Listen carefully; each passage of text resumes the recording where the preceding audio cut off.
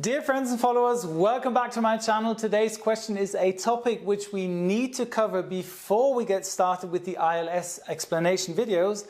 What is the meaning behind the numbers and the letters on the runway? Make sure to watch this video until the end because this is a very important topic. So let's get started. 1383, runway 27, clear takeoff. United 1538, number 3279.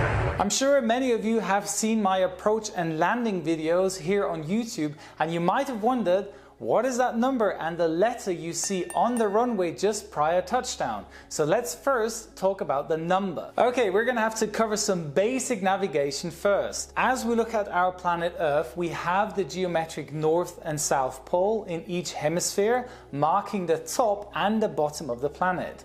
But there is no instrument besides GPS which could guide us towards these poles. But the planet has its own magnetic field surrounding the Earth, creating the magnetic north and south pole, which are slightly off from the geometric poles. Now you've all seen a compass and you know that the needle always points towards magnetic north. Now let's look at this runway here. You can see the numbers 08. Now let's imagine you could draw a line all the way from the magnetic north pole down until it crosses the runway center line. You would see that the two lines create an opening angle of 80 degrees, meaning the runway center line is 80 degrees relative to the magnetic north pole. So why are there only the numbers 0 and 8 on the runway? Like, did they run out of paint or what? No, there are two reasons for that. Now let's say the magnetic heading of the runway would be 084. Then it would be rounded off to the nearest tenth. So in our case 080. Leaving out the last 0, you have runway 08. But if you would name the runway 080, could lead to misinterpretation as given headings are spelled the same way, like fly heading 120 for example. Now, as you sit in your plane on the runway, in this example runway 05 in Madeira, you know that your plane nose is pointing 050 degrees, so heading northeast, and your plane's tail is pointing plus 180 degrees into the opposite direction. So the reciprocal runway should be,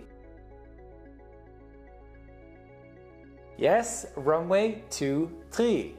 Okay, let's fly into Naples, Italy. As you can see on the approach chart, the final runway course or magnetic heading reads 236. So that would mean, so if you would round off to the nearest tenth, that would give us runway 24. Okay, another example. Here we have magnetic heading of 331. So that would give us, rounded off with the heading of 330 or runway 33. And by the way, don't ever say runway 33. The numbers are always spelled separately.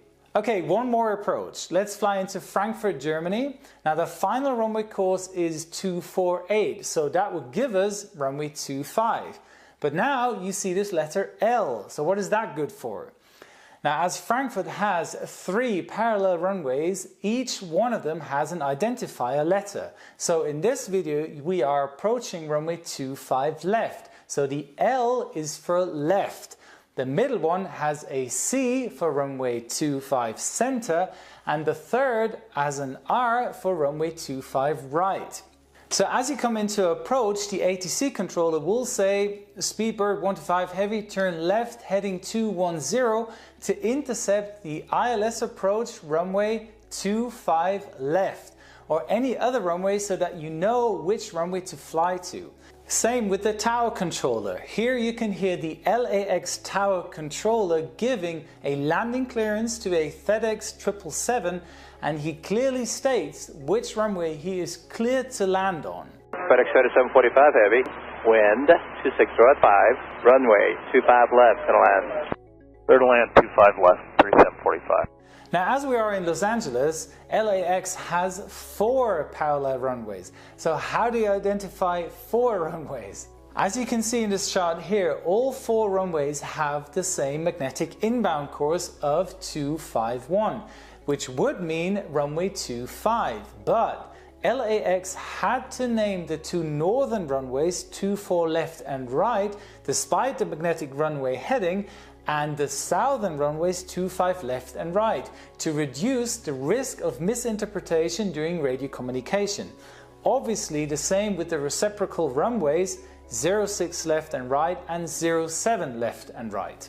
What about magnetic variation? Now, over the course of time, the magnetic poles slowly drift, meaning as the magnetic pole moves, it also changes the magnetic heading of the runway.